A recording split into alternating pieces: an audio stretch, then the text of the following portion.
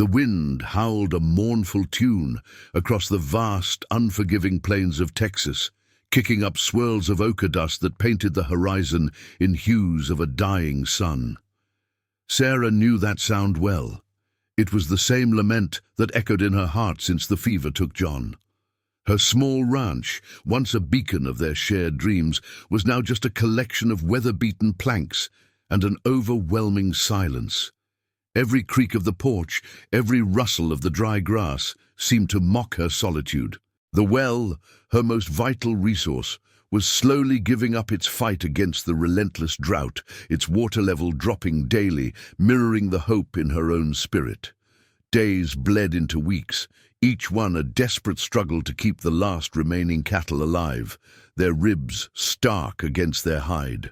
She tried everything John had taught her, mending fences with blistered hands, hauling water bucket by laborious bucket, even attempting to ride out to the distant stream, only to find it a parched ribbon of cracked earth.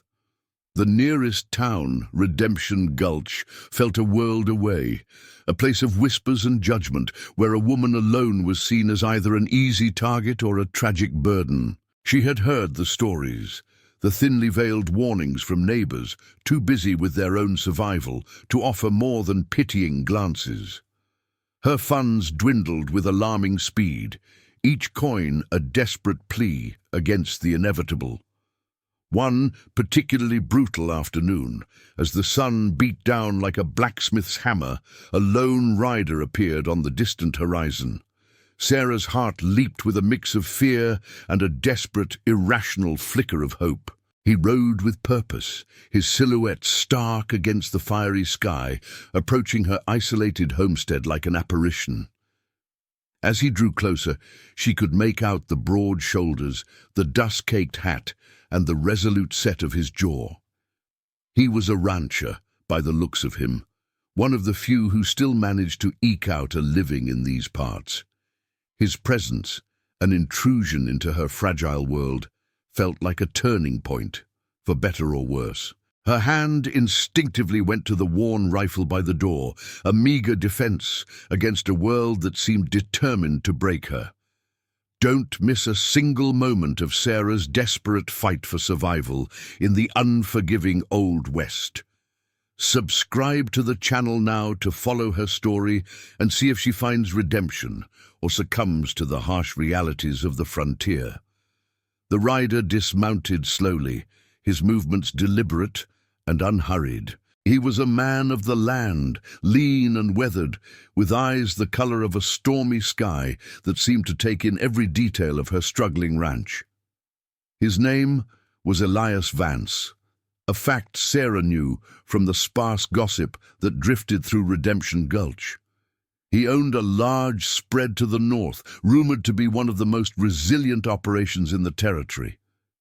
He tipped his hat, a gesture of respect that eased some of Sarah's tension, though her grip on the rifle remained firm. "Ma'am," Elias said, his voice a low rumble, surprisingly gentle for a man of his build. "Heard tell you might be in some trouble out here. Your stock looks thin." Sarah bristled slightly at his bluntness, but she couldn't deny the truth of his words. "My husband John passed a few weeks back," she confessed, her voice a raw whisper. "Fever, and the drought. It's been merciless." She gestured vaguely at the parched earth around them, the failing well, the skeletal cattle. "I'm doing what I can." Elias nodded slowly, his gaze sweeping over the struggling farm. "I can see that. But this land, it takes more than one pair of hands to tame it, especially now. You're losing your herd, aren't you?" The direct question hit her like a physical blow. Her pride warred with her crushing desperation. "They're weak," she admitted, her voice cracking. "The well's almost dry. I don't know how much longer they'll last. Or I will." The last part was barely audible, a confession of utter defeat. Her eyes, usually so resilient, now held a deep, unvarnished fear. She felt exposed, vulnerable, stripped bare of all pretenses. The weight of her solitude pressed down on her, heavier than any physical burden. She had tried to be strong, to be self-sufficient, but the truth was undeniable. She was failing. Elias studied her for a long moment, his expression unreadable. Sarah felt a flicker of something in his gaze. Not pity, but a quiet understanding. The silence stretched between them, thick with the dust and the unspoken desperation of her situation. It was a moment of decision, a crossroads where her independence met her sheer need. She knew deep down that she couldn't refuse any offer of help, no matter how much it cost her pride. The silence lingered, heavy with the dust of the plains and the unspoken thoughts between them. Sarah watched Elias, her breath catching in her throat, wondering what his next words would be. Would he offer a paltry sum for her land, knowing her vulnerability? Would he simply ride away, leaving her to face the inevitable alone? The tension was a living thing between them, a tangible presence in the stifling heat. Finally, Elias spoke, his voice measured. "I'm not here to take what's yours, ma'am. I've seen too many good people lose everything to this land. But you can't keep this place going by yourself, not like this." He paused, his gaze fixed on her. "You need help, real help." Sarah's heart hammered against her ribs. This was it, the offer. But what kind? She swallowed hard, her throat dry. What kind of help? She managed, her voice barely a whisper. She was wary, but the desperation gnawed at her, eroding her defenses. Every instinct screamed caution, yet every dying hope urged her to listen. Elias ran a hand over his chin, his eyes scanning the struggling ranch once more. "My ranch is a day's ride north. We've got good wells, plenty of pasture. I could offer you a place, for you, and what's left of your stock. We could work something out for your labor, a fair wage. A place, shelter, sustenance." The words hung in the air, a lifeline thrown into her ocean of despair. But the implications, to leave her home, John's home, was unthinkable. To become an employee, dependent on a stranger. Her mind reeled with the implications, with the death of her independence. Yet the image of her starving cattle, the parched land, the gnawing hunger in her own stomach, flashed before her eyes. Tears, hot and sudden, welled in Sarah's eyes, blurring Elias's stoic face. The dam of her composure, so carefully maintained, finally broke. She felt the full, crushing weight of her predicament. The pride that had kept her standing now felt like a foolish burden. "Please," she choked out, the word escaping before she could stop it. Her voice was raw with unshed tears, her desperation laid bare. "Promise you won't leave me. I'll bear your children if you save me." The words tumbled out, a desperate, irrational plea born of utter defeat, a bargain struck from the depths of her fear and vulnerability, shocking even herself with their intensity. She was offering everything, her very being, for survival. Elias Vance stood motionless, his expression unreadable as Sarah's desperate plea hung in the dusty air between them. The raw emotion in her voice, the utter surrender in her eyes, resonated in the quiet vastness of the prairie. He had expected a struggle, a negotiation, perhaps even a refusal. But not this. Her desperate offer, born of fear and a crushing loneliness, was a stark testament to the depths of her despair. He had seen strong women break under the relentless pressure of the West, but never had he witnessed such an overt, vulnerable offer of self in exchange for survival. He didn't immediately respond, and the silence stretched, thick with unspoken thoughts and the weight of Sarah's words. She held her breath, her heart pounding, the shame of her outburst already beginning to creep in. Had she gone too far? Had she made herself an object of pity, or worse, contempt? Her gaze dropped, unable to meet his steady stare, fearing what she might see there. Finally, Elias spoke, his voice low and firm, devoid of judgment or exploitation. "Ma'am," he began, "you don't have to offer anything like that to me. Not for simple help. What I'm offering is a chance to survive, to get back on your feet." He paused, letting his words sink in. My ranch needs good, honest work, and you clearly have a strength about you, even in this state. His eyes softened almost imperceptibly.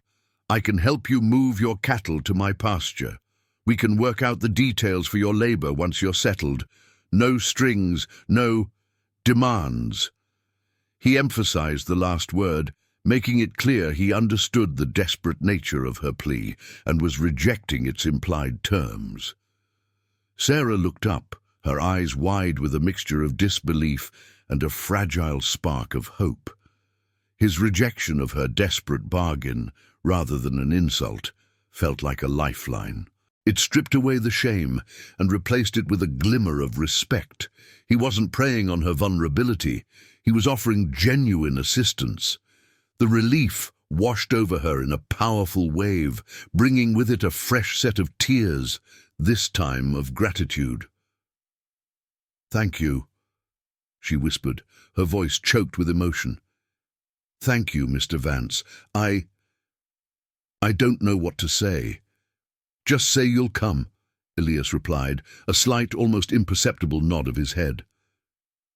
"We don't have much time for your stock. The sun's already setting, and tomorrow's going to be another hot one."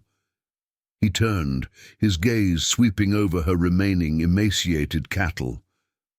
"Let's get started. There's a lot of work to be done if we're going to save them."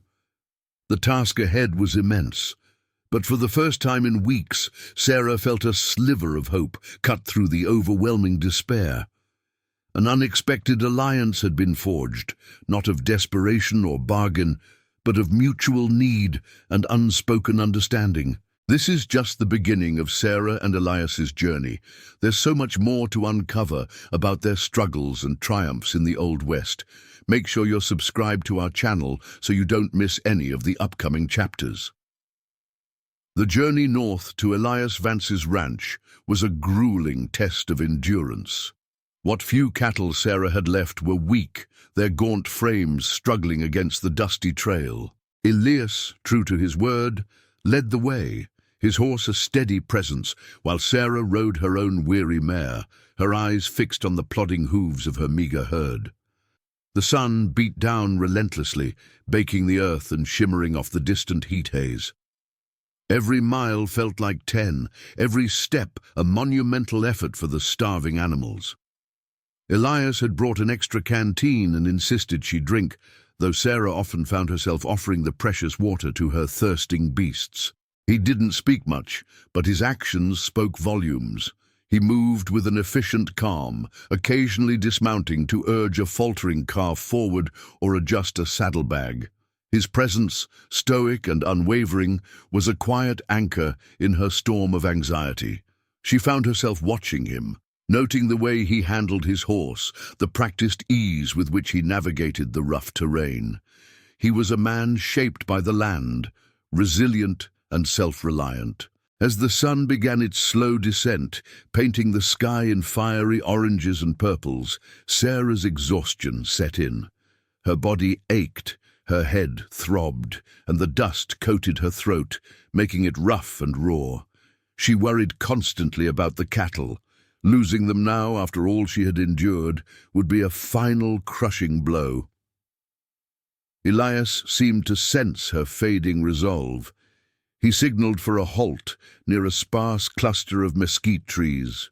"We'll rest here for the night," he announced, his voice carrying in the quiet evening air. "Not far now. We'll make it by midday tomorrow." He began to efficiently set up a small fire, the crackle a comforting sound in the vast silence. Sarah, too weary to protest or even help much, simply dismounted and sank to the ground, watching him. He offered her a piece of dried jerky and a sip from his canteen, a small gesture that felt incredibly significant.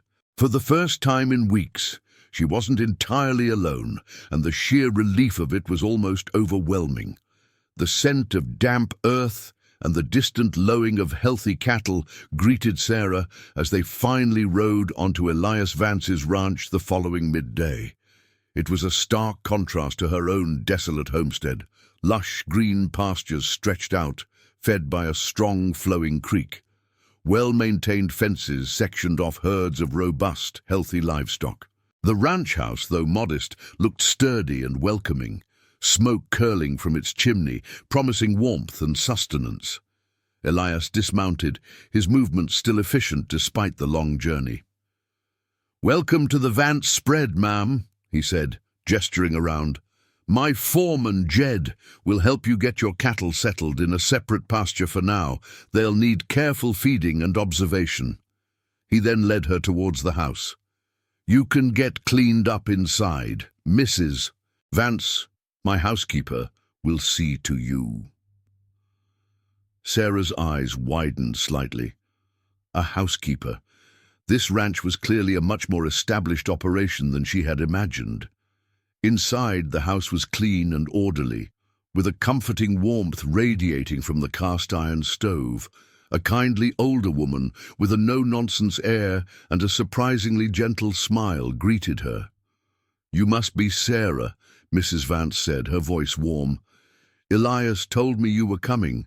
Come on, dear, let's get you some water and something to eat."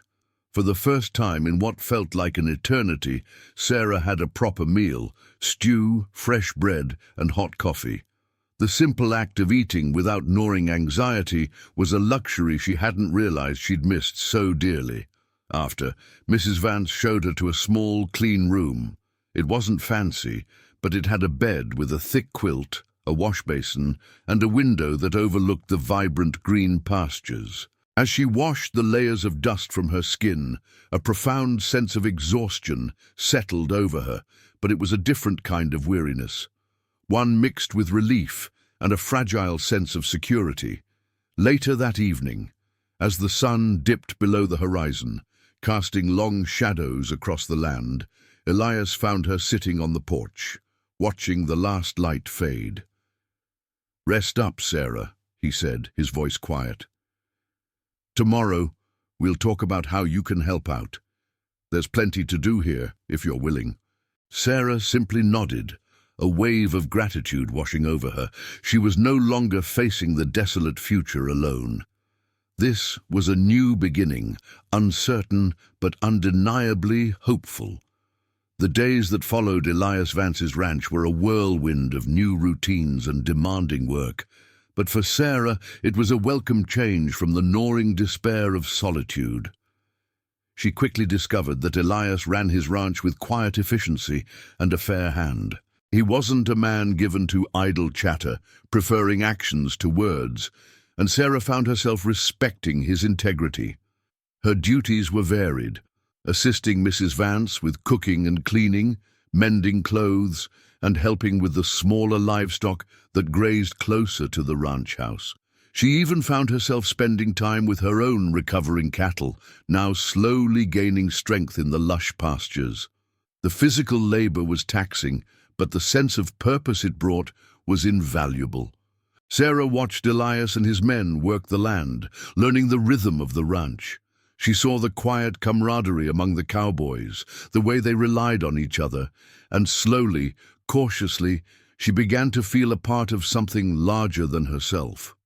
Elias often sought her opinion on small matters concerning the ranch, a subtle gesture that acknowledged her intelligence and experience, not just her vulnerability. He never mentioned her desperate plea, treating her with an unyielding respect that allowed her to regain a measure of her lost dignity. One afternoon, a small crisis arose when a section of fence was damaged by a stray bull, threatening to let cattle wander onto the open range. Elias was away, and Jed, the foreman, was occupied with another urgent task. Sarah, remembering John's lessons and seeing the immediate danger, didn't hesitate. She grabbed tools and, with a surprising burst of strength born of necessity, began to repair the fence herself. Her hands, calloused from her own ranching days, moved with practiced efficiency. She worked until her muscles ached and sweat beaded on her brow, but the breach was mended.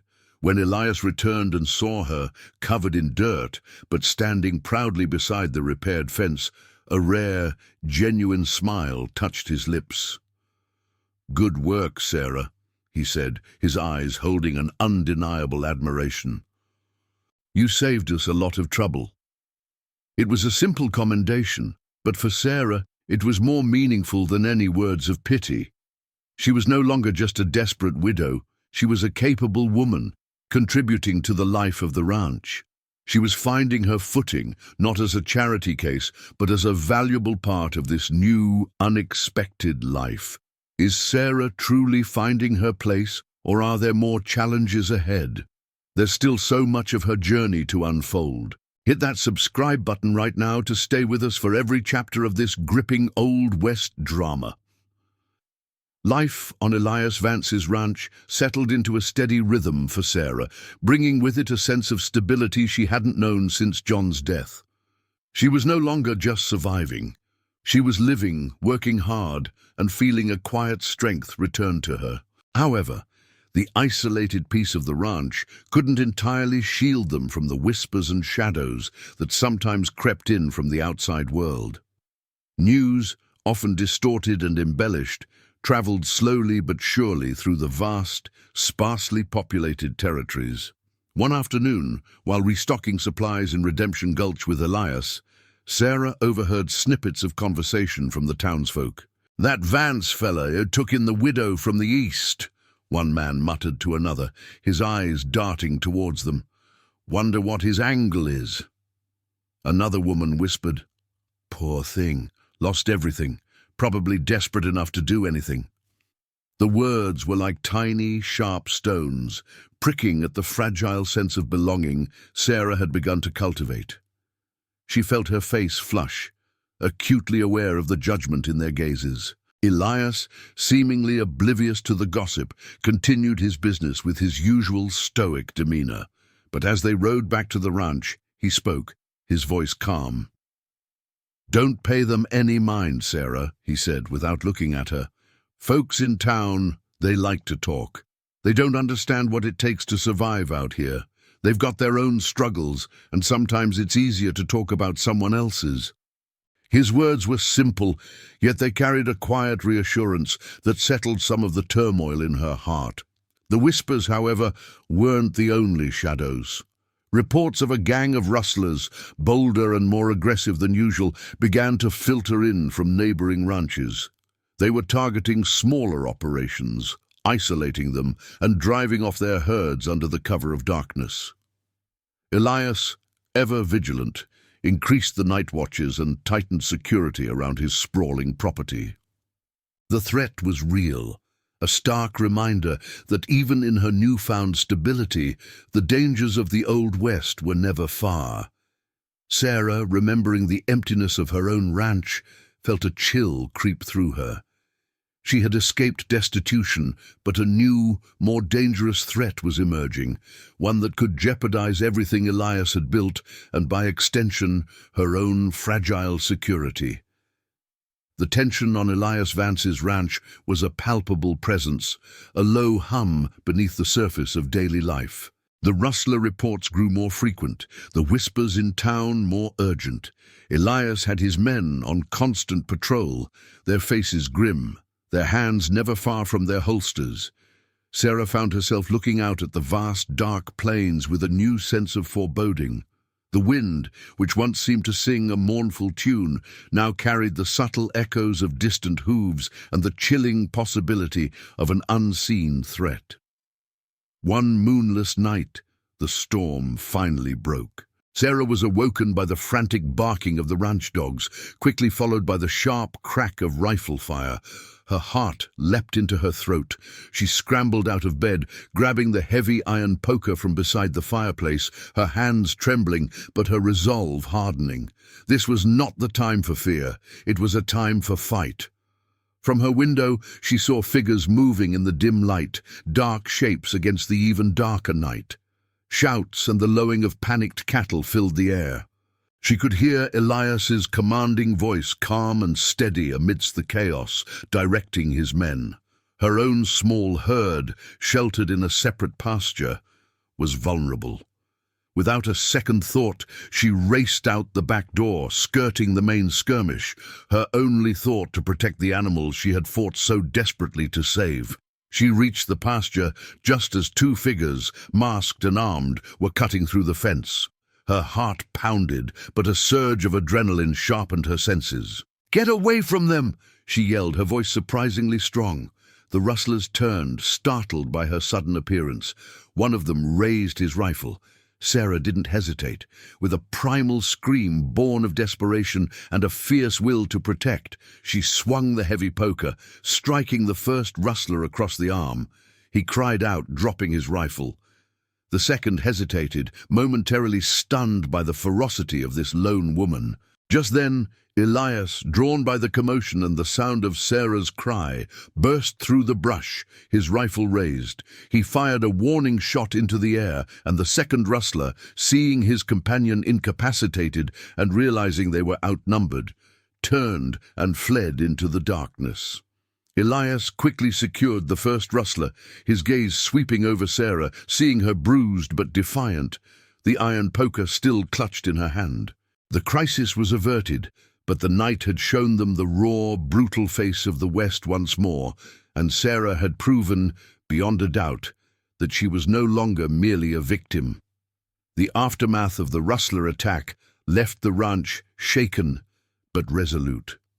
The captured rustler was taken to Redemption Gulch, a stark reminder to the town of the constant dangers faced by those living on the frontier. The immediate threat had been neutralized, but the experience had forged a new understanding between Sarah and Elias. He had witnessed her courage, her unwavering dedication, and her willingness to stand her ground when everything was on the line. She, in turn, had seen his leadership, his quiet strength, and his unwavering commitment to protecting his land and those on it. In the days that followed, a quiet understanding settled between them, deeper than any words could convey. Sarah continued her work on the ranch, but there was a subtle shift in her status. She was no longer just an employee or a refugee. She was a partner in the truest sense of the word. Elias often sought her counsel on matters concerning the ranch, valuing her practical insights and her innate understanding of the land and its creatures. They spent evenings on the porch, watching the stars blaze across the vast, dark sky, their conversations no longer just about ranch work, but about the future, about possibilities. One evening, as the last light of the sunset faded, Elias turned to her, his gaze steady and warm. "Sarah," he began, his voice softer than usual, "this ranch, it's strong, but it's stronger with you here. You saved those cattle, and you saved more than that, for me and for this place." He paused, choosing his words carefully. "I've been thinking, this ranch needs a woman like you, not as a hired hand, but as a partner, in everything." He didn't explicitly mention marriage, but the implication hung in the air, clear and profound. A quiet invitation to build a life together, to truly merge their destinies. Sarah looked out at the sprawling land, at the healthy cattle grazing peacefully, at the sturdy ranch house that had become her sanctuary. She thought of John and the dreams they had shared, dreams that had seemed to die with him. But life, she realized, had a way of offering new paths, new beginnings. Elias wasn't offering her a rescue from destitution, but a partnership built on mutual respect, shared resilience, and a quiet growing affection.